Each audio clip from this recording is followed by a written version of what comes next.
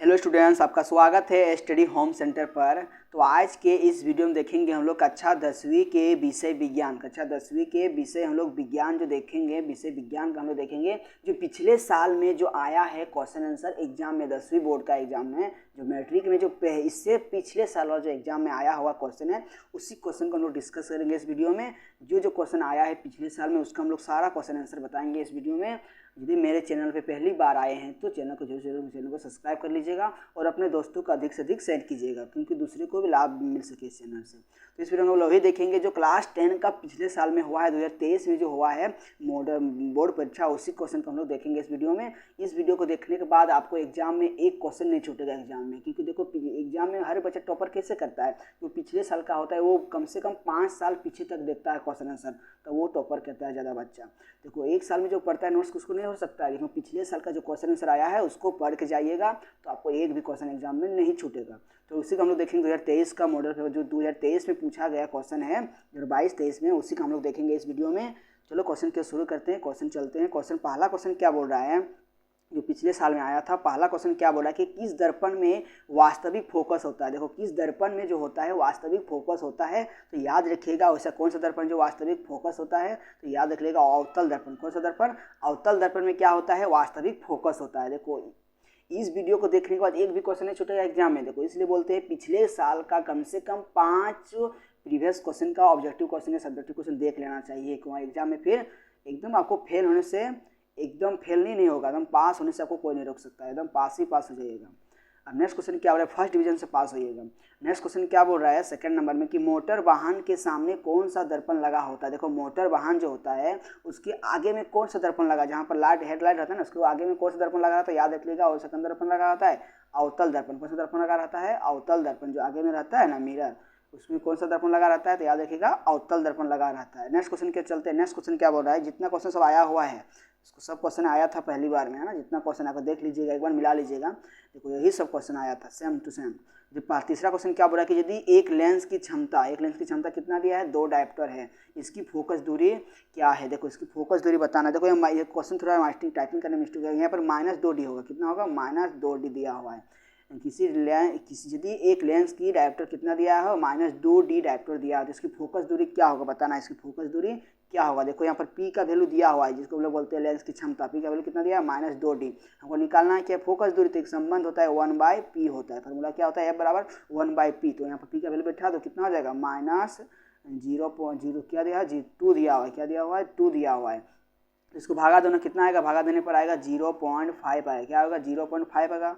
देखो यहाँ 1/2 -2 को भागा दें तो क्या आएगा? -0.5 आएगा। देखो यहाँ पर माइनस जो आंसर जो फोकस दूरी निकलता है वो मीटर में निकलता है। किसमें निकलता है? मीटर में। तो मीटर में आंसर तो नहीं दिया हुआ है, सेमी में दिया हुआ है, तो इसको मीटर में सेंटीमीटर को सेंटीमीटर चेंज कीजिए। तो 0.5 है, इसको गुना कर दो 100 से, कितना हो जाएगा? -0.5 को 100 से गुना कर दो तो कितना आएगा? याद रखिएगा गुना करने पर कितना आएगा? 50। कितना आएगा? 500। फिर पॉइंट कहाँ? एगो यहाँ पर पॉइंट लगा हुआ, तो यहाँ पर भी पॉइंट लगा दीजिए। तो कितना हो गया? 50 cm। कितना हो गया?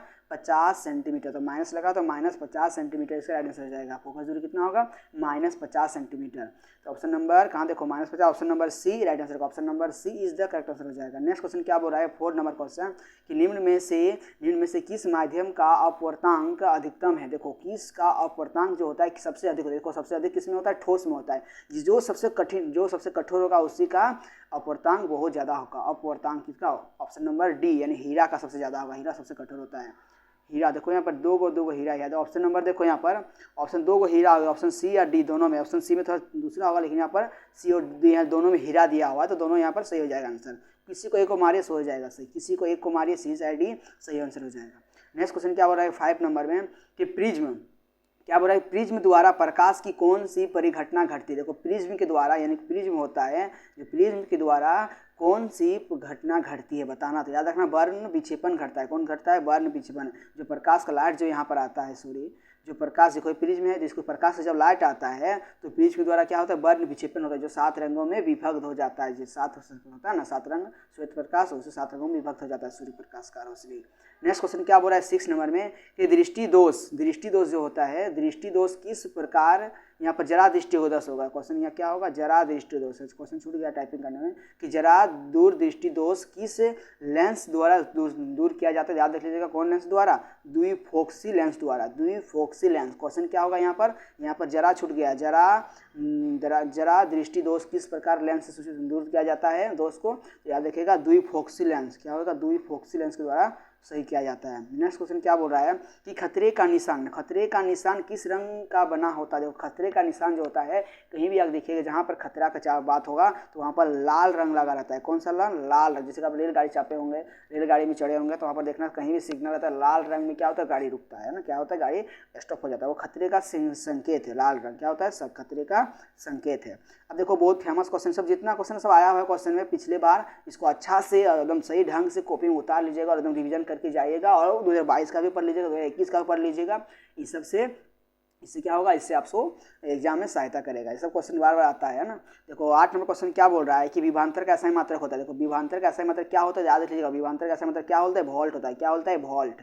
विभवांतर का ऐसा ही मात्रक होता है वोल्ट। क्या होता है, वोल्ट। अब नेक्स्ट क्वेश्चन की ओर चलते हैं। नेक्स्ट क्वेश्चन क्या बोल रहा है कि विद्युत परिपथ में धारा की माप। देखो विद्युत परिपथ जो होता है, देखो ये वाला क्या है, विद्युत परिपथ, बल्ब लगा हुआ है, ये वाला बल्ब है, इस तरह यहाँ पर सर्किट दिया है, सेल है, ये क्या है, विद्युत परिपथ। ये क्या है, विद्युत परिपथ में जो होता है कि विद्युत परिपथ में धारा जो धारा जा रहा है, इसमें क्या धारा जा रहा है, इसका उपयोग किया जाता है। देखो यहाँ पर क्वेश्चन फिर से रीडिंग करते हैं कि विद्युत परिपथ में धारा की माप के लिए किसका उपयोग किया जाता है, किसका उपयोग किया जाता है। याद रखना आममीटर का एमीटर का उपयोग किया जाता है, एमीटर। तो यहाँ पर एमीटर नहीं दिया, आममीटर दिया हुआ। क्वेश्चन का ऑप्शन दूसरा तरफ लिख दिया, यहाँ पर आममीटर दिया हुआ। Option number C right answer हो जाएगा।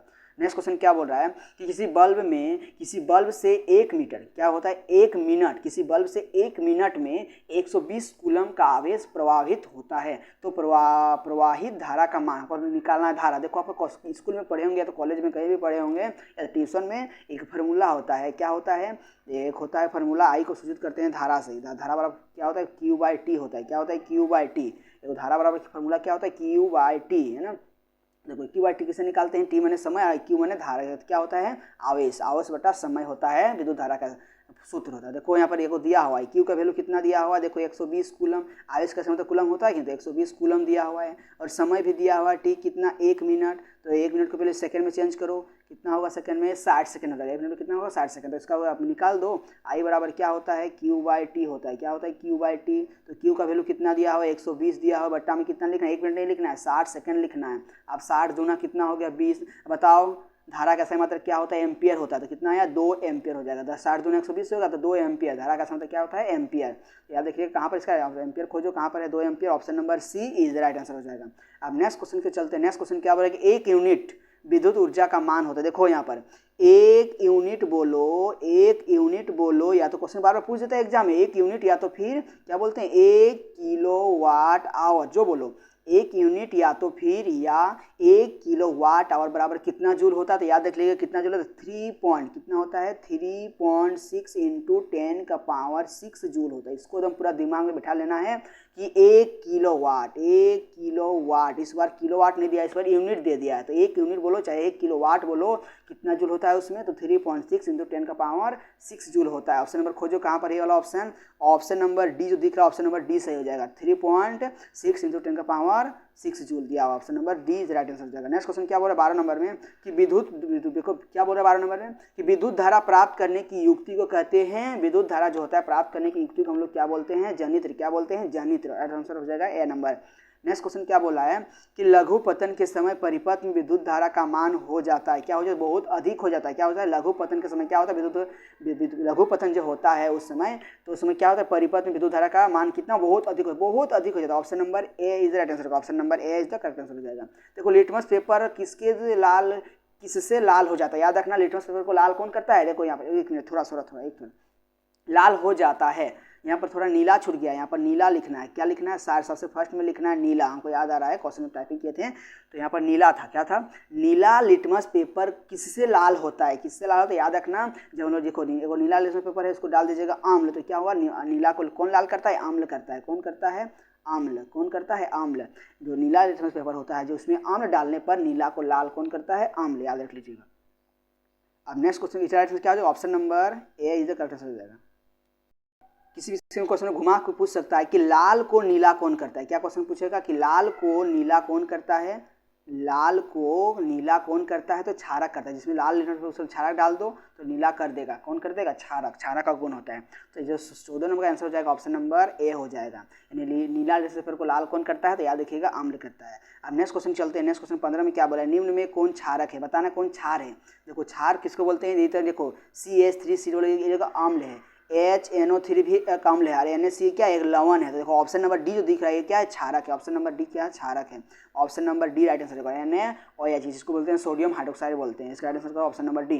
देखो एक बहुत फेमस क्वेश्चन है, जिप्सम का रासायनिक सूत्र क्या होता है? जिप्सम का रासायनिक सूत्र होता है CaSO4 × 2H2O होता है। क्या होता है? CaSO4 × 2H2O होता है। किसका सूत्र होता है? जिप्सम का। क्या किसका होता है? जिप्सम का सूत्र होता है CaSO4। ये वाला नहीं होगा, ये वाला नहीं होगा। ऑप्शन नंबर कहाँ पर खोजो? यहाँ पर ऑप्शन नंबर बी जो दिया हुआ सही हो जाएगा, CaSO4 × 2H2O। आज तो पूछेगा प्लास्टर ऑफ पेरिस का सूत्र क्या होता है? तो इसी तरह सेम होगा, सिर्फ हल्का सा चेंज करना है। CaSO4 × यहाँ पर आधा कर देना है 1/2H2O। 1/2H2O हो जाता है। क्या हो जाता है? 1/2H2O। देखो 16 का राइट आंसर क्या था? Option number B right answer. Option number B is the correct answer हो जाएगा। नेक्स्ट क्वेश्चन क्या बोल रहा है? 17 नंबर में क्या बोल रहा है? CaCO3 यानी कि कैल्शियम कार्बोनेट जो टूटा, कैल्शियम उष्मा जो था इसमें उष्मा के माध्यम से टूट गया और क्या बन गया? CaO + CO2 है ना। में किस प्रकार की अभिक्रिया हो? जब भी किसी भी यौगिक टूटता है, क्या होता है? टूटता है और एक से अधिक बनता है। क्या बनता है? टूट के उससे अधिक बनता है। तो याद रखिए उसको बोलते हैं वियोजन अभिक्रिया। क्या बोलते हैं? वियोजन अभिक्रिया। Option number B is the right answer हो जाएगा। अब नेक्स्ट क्वेश्चन को चलते हैं। नेक्स्ट क्वेश्चन क्या बोला है कि जल के विद्युत अपघटन में कैथोड पर कौन सी गैस मुक्त होती है? याद रख लेगा इस तरह होता है, एक होता है एनोड, एक होता है कैथोड। याद रखना, एक होता है एनोड, एक होता है कैथोड। तो बोला जल के विद्युत अपघटन में कैथोड पर कौन सी गैस मुक्त होती है? तो याद रख लेगा हाइड्रोजन गैस। कौन सी गैस होता है? मुक्त हाइड्रोजन गैस मुक्त होती है ना। अब नेक्स्ट क्वेश्चन क्या बोल रहा है 19 नंबर में कि उपचयन और अपचयन की अभिक्रिया का दूसरा नाम क्या है? देखो उपचयन और अपचयन जो दोनों एक साथ हो रहा है तो उसको हम लोग बोलते हैं रेडक्स अभिक्रिया। क्या बोलते हैं? उसको बोलते हैं रेडक्स अभिक्रिया। Option number C is the right answer हो जाएगा। नेक्स्ट क्वेश्चन क्या बोल रहा है कि निम्न में विद्युत का सर्वोत्तम चालक है। तो देखो निम्न विद्युत का सबसे सर्वोत्तम चालक कौन होगा? तांबा। Option number C is the right. Option number A is the right answer हो जाएगा। ऑप्शन नंबर ए यानी कॉपर। नेक्स्ट क्वेश्चन क्या बोल रहा है? ऑप्शन नंबर इसका हो जाएगा कॉपर। ऑप्शन नंबर सी हो जाएगा। ऑप्शन नंबर ए, ऑप्शन नंबर ए सॉरी 20 का क्या हो जाएगा? Option number A is the right answer होगा। ऑप्शन नंबर ए यानी कि कॉपर। नेक्स्ट क्वेश्चन क्या बोल रहा है? नेक्स्ट क्वेश्चन बोल रहा है ऑप्शन नंबर 21 में क्वेश्चन क्या बोल रहा है कि गंधक एक है। देखो गंधक क्या है? एक अधातु है। क्या है? गंधक एक अधातु है। Option number B is the right answer हो जाएगा। गंधक क्या है? एक अधातु है। अब नेक्स्ट क्वेश्चन क्या बोल रहा है 22 नंबर में कि सीसा और टीन के मिश्र धातु को कहते हैं। याद रखिएगा सीसा और टीन को जो हम लोग मिश्र धातु होता है इसको लोग बोलते हैं सोल्डर। क्या बोलते हैं? Solder. Option number A is the right answer हो जाएगा। Option number A. Next question क्या बोल रहा है? बहुत फेमस क्वेश्चन है। ये वाला क्वेश्चन में आ भी सकता है, एकदम अगला वाला 2024 में एग्जाम में आ ही जाएगा क्वेश्चन, हमको लग रहा है ना। ये बहुत इंपॉर्टेंट क्वेश्चन है कि CN क्या बोल रहा है कि CnH2n+2 का किसका सामान्य सूत्र? याद रखिएगा किसका सामान्य सूत्र होता है? चैप्टर नंबर 4 का नाम है विद्युत वाला चैप्टर का, शायद नहीं विद्युत वाला नहीं है, कौन सा चैप्टर का है? जो फिजिक्स केमिस्ट्री का है।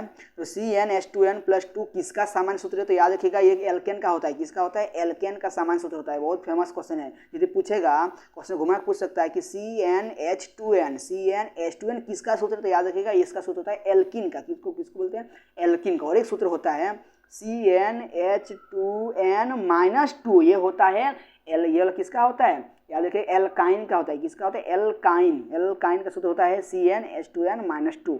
और एक होता है एल्केन का सूत्र क्या होता है? CnH2n+2 किसका सामान्य सूत्र होता है? एल्केन का होता है। Option number A is the right answer. Option number इसका ए हो जाएगा सही। नेक्स्ट क्वेश्चन क्या बोल रहा है?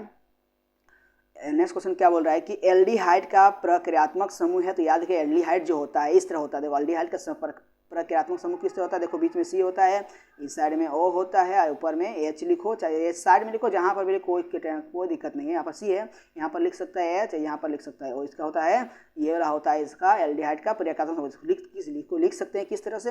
CHO। किस तरह लिखेंगे? CHO लिख सकते हो। ये लोग खोजो ऑप्शन कहाँ पर है? ऑप्शन नंबर जो दिख रहा है option number A right answer. Option number B option number B क्या होगा? सही आंसर हो जाएगा। नेक्स्ट क्वेश्चन क्या बोला 25 नंबर में कि एथेनॉल सोडियम से अभिक्रिया कर कौन सा गैस मुक्त होता है? याद रखिएगा एथेनॉल जो होता है सोडियम से अभिक्रिया करके कौन सा गैस मुक्त करता है?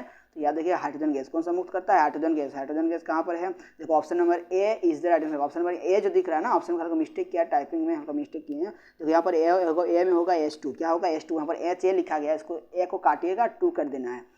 है ना। ऑप्शन नंबर ए सही आंसर हो जाएगा, ऑप्शन नंबर ए। यहाँ पर ए जो दिख रहा है नीचे उसको 2 कर देना है। अब देखो नेक्स्ट क्वेश्चन क्या बोल रहा है कि आधुनिक आवर्त सारणी में आवर्तों की संख्या कितनी, देखो आधुनिक आवर्त सारणी में ये आवर्तों की संख्या कितनी होती है, 7 होती है। याद रख लीजिएगा कितनी होती है, 7 होती है ना। अब नेक्स्ट क्वेश्चन पे चलते हैं। नेक्स्ट क्वेश्चन क्या बोले कि स्वपोषी पोषण के लिए आवश्यक है। देखो स्वपोषी जो अपना भोजन स्वयं बनाते हैं उसको क्या क्या चाहिए, कार्बन डाइऑक्साइड तथा जल चाहिए, हाँ सही चाहिए वाला भी बात है, सही है। क्लोरोफिल चाहिए, हाँ बनाने के लिए क्लोरोफिल चाहिए। सूर्य का प्रकाश भी चाहिए, सही है, एकदम सही है। ऑप्शन नंबर डी होगा, इनमें सभी सही हो जाएगा, इनमें सभी सही हो जाएगा ना। अब बोल रहा है कि 11 नंबर में 28 नंबर क्या बोल रहा है कि जठर ग्रंथि पाई जाती है। जठर ग्रंथि कहाँ पाई जाती है, याद रख लीजिएगा आमाशय में पाई जाती है। कहाँ पाई जाती है, आमाशय में जठर ग्रंथि पाई जाती है। नेक्स्ट क्वेश्चन क्या बोल रहा है कि पीतरस का स्राव होता है। देखो पीतरस कहाँ स्राव होता है, याद रखिएगा पीतरस जो होता है स्राव यकृत द्वारा होता है। कहाँ से होता है, यकृत द्वारा। Option number D is right answer हो जाएगा।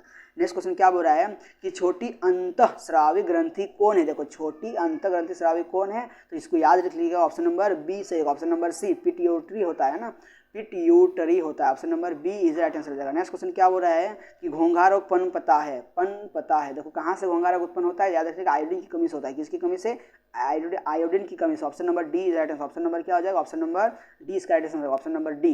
नेक्स्ट क्वेश्चन क्या बोल रहा है कि 32 में प्राग कोष में पाए, देखो प्राग कोष में क्या पाए जाते हैं, याद रखना प्राग कोष में क्या पाए जाते हैं, परागकण पाए जाते हैं, परागकण। Option number C is right answer हो जाएगा, option number C. Next question क्या बोला कि मानव में निषेचन की क्रिया कहाँ होती है। देखो मानव निषेचन क्रिया कहाँ होती है, याद रखिएगा मानव जो निषेचन की क्रिया होती है वो कहाँ होता है, तो क्या बोलता है फेलोपियन नलिका में होता है। कहाँ होता है, option number D right answer, option number D is the correct answer हो जाएगा। नेक्स्ट क्वेश्चन क्या बोला है कि किसी जीव की जीनी संरचना कहलाती है। देखो किसी भी जीव की जीनी संरचना क्या कहलाती है, तो इसको बोलते हैं जीनो, क्या बोलते हैं, जीनोटाइप बोलते हैं, टाइप, जीनोटाइप है ना। Option number B is right answer हो जाएगा। नेक्स्ट क्वेश्चन क्या बोल रहा है, नेक्स्ट क्वेश्चन बोला एक स्त्री में कौन से लिंग गुणसूत्र मिलते हैं, तो याद रखिए एक स्त्री में जो होता है कौन सा गुणसूत्र मिलता है, तो डबल एक्स मिलता है। क्या होता है, एक्स एक्स मिलता है। लड़कों में क्या मिलता है, एक्स वाई मिलता है। लड़कों में क्या मिलता है, एक्स वाई मिलता है।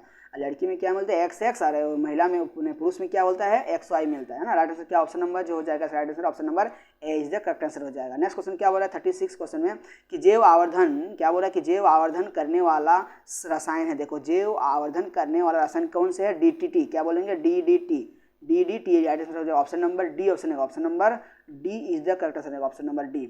नेक्स्ट क्वेश्चन क्या बोल रहा है कि बाघ उपभोक्ता है। देखो एक होता है लास्ट चैप्टर का शायद है, क्या बोल रहा है कि बाघ उपभोक्ता है। देखो उपभोक्ता को बताना है बाघ किस स्तर पे आता है। देखो पहले घास होता है ना, घास होता है प्रथम पोषीय स्तर। अब घास को कौन खाता है, बकरी खाता है। घास को कौन खाता है, बकरी खाता है। बकरी कौन खाएगा, शेर बाघ खाएगा। कौन खाएगा, शेर बाघ। देखो घास जो हुआ प्रथम पोषीय स्तर हुआ, अब बकरी जो हुआ क्या हुआ, द्वितीयक हुआ, और जो बाघ जो हुआ, बाघ को जो खाएगा उसको क्या बोलते हैं, तृतीय, क्या बोलेंगे, तृतीयक पोषीय स्तर। देखो ऑप्शन नंबर सी दिया हुआ, option number C is the correct answer हो जाएगा, option number C right answer, option number C यानी कि तृतीय पोषीय स्तर हो जाएगा। नेक्स्ट क्वेश्चन क्या बोल रहा है कि चिपको आंदोलन कब प्रारंभ किया गया था। यदि वीडियो पसंद आ रहा है तो जरूर से जरूर मेरे चैनल को सब्सक्राइब कीजिएगा, पहली बार आए हैं तो, क्योंकि आपके सपोर्ट से ही मुझे सफलता मिल पाएगा ना। और आपको आप लोग, मेरा काम है कि आप लोगों को पढ़ाना है और अच्छा से पास कराना है, टॉपर कराना है सबको। टेंशन नहीं लेना कि जिस चैनल से सब्सक्राइब कर लीजिएगा, डिस्प्ले का देख लीजिएगा, वहाँ सबका मॉडल सेट जारी किए दिए हैं और फिर सबका मॉडल सेट का ऑप्शन आंसर दे दिए हैं, क्वेश्चन आंसर। नेक्स्ट क्वेश्चन क्या बोला कि चिपको आंदोलन कब प्रारंभ हुआ, क्या गया था, याद रखिए 1970 में। कब हुआ था, 1970 में चिपको आंदोलन प्रारंभ हुआ था। बहुत फेमस क्वेश्चन ये सब है ना। नेक्स्ट क्वेश्चन क्या ये लोग मॉडल सेट में दिया हुआ है, पवन चक्की से उपयोगी ऊर्जा प्राप्त करने के लिए पवन की न्यूनतम चाल कितनी होती है। एकदम same to same model set का क्वेश्चन है ना, इसलिए मॉडल सेट को सही से क्वेश्चन कर लीजिएगा, option question answer. Next question क्या बोल रहा है कि पवन चक्की में जो होता है, पवन चक्की न्यूनतम चाल कितनी होती है, तो क्या है option number B right answer, 15 kilometre per hour होता है, 15 किलोमीटर प्रति आवर होता है। Option number B is right answer हो जाएगा। लास्ट क्वेश्चन क्या बोल रहा है, अंतिम क्वेश्चन है। लास्ट क्वेश्चन क्या बोल रहा है कि जल विद्युत संयंत्र किस ऊर्जा को विद्युत ऊर्जा में रूपांतरित करता है। याद रखिए कौन, किस ऊर्जा को, स्थितिज ऊर्जा को करता है। उसका स्थितिज ऊर्जा को या यांत्रिक ऊर्जा में, देखो यहाँ पर दिया हुआ है, स्थितिज ऊर्जा को विद्युत ऊर्जा में कन्वर्ट कर देता है ना। यदि वीडियो पसंद आया है तो जल्दी से मेरे चैनल को सब्सक्राइब कीजिएगा, अपने दोस्तों को अधिक से अधिक शेयर कीजिएगा और वीडियो को लाइक कीजिएगा, कमेंट कीजिएगा। नेक्स्ट वीडियो में मिलते हैं, थैंक यू, धन्यवाद। नेक्स्ट वीडियो और ढाका तरीका लाएंगे कि कैसे किस टॉपर करना है, उसका हम लोग आज लाएंगे क्वेश्चन आंसर, उसी का हम लोग बताएंगे आज, ठीक है। नेक्स्ट वीडियो में मिलते हैं, थैंक यू।